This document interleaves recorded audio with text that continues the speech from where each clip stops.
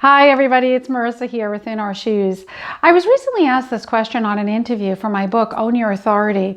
And it's something that I hear often here in the Gutsy Village, which is, you know what, Marissa, what if I know I have these goals in my career? I know that I want things, right? I want to advance in my career. I want to break out of my corporate job and run a business, but I'm not quite there yet. I know that once I'm in a program or once I'm following a system, step by step, I can get there, but I'm not even quite there. I feel like I'm 2 or 3 steps behind to even get to the table or sign up or really, put myself in a space where I'm motivated and dedicated to move forward with whatever XYZ is. And I totally get that. So here's what I would share with you. Really think about what your environment looks like, especially at home. If you feel like you're 2 or 3 steps back and aren't really fully committed to moving forward, even though you know that, once you are, you will be, and once you're dedicated to it, you will hit the ground running, but you just have to get that oomph to get started, I would really invite you to start questioning your environment and what you need to support you and your success to get there. So as an example, when you go home and you open the door, whether you live in an apartment or a house, is your dining room table or is your desk cluttered?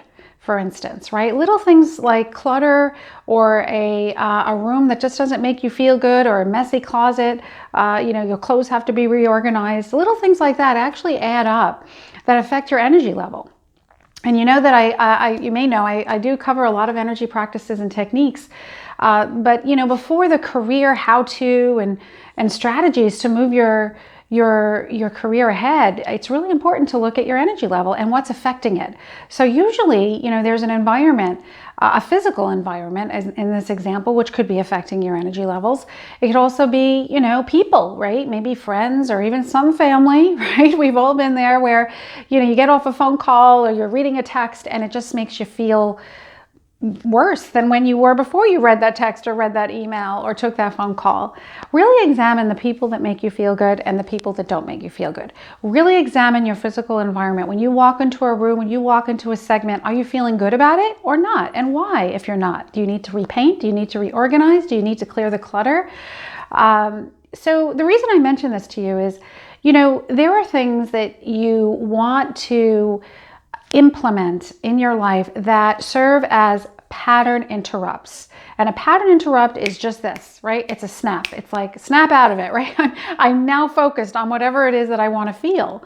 And unless you actually start putting in these pattern interrupts, which could be, hanging out with a new set of people or just giving your ear to a new types of conversations that make you feel good, or going to Home Depot or some store, to buy things that make your environment feel a certain way.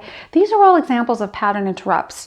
And so in order for you to see change, you have to be willing and able and ready to make change, right? So to see change and experience change, you have to make some changes. And these changes are not huge, right? They're small, subtle things that will give you that pattern interrupt, that will really make you feel that you've had some sort of shift in energy, so that now, right, you can maybe dedicate a couple hours a week to doing, XYZ program, goal setting, whatever that might be.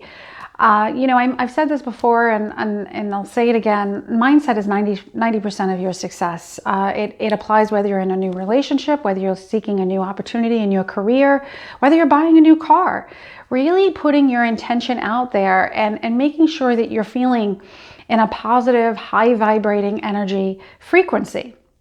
And in order to do that, the doing won't really matter, right? So you really want to think about what are some pattern interrupts that you can inject in your life. And I literally mean that, inject into your life, so that, it sort of gives a, wait, what type of response, right? Wait, what? What did I just do? It could even be doing something completely different at work, maybe just speaking up or pushing back on someone, or, it could also be some different dialogue that you're doing that really makes you, shift your energy, stand up in a higher frequency, your back more straightened, and where you're really feeling aligned. So don't worry about the doing so much, especially as we're reaching, this last stretch of the year here.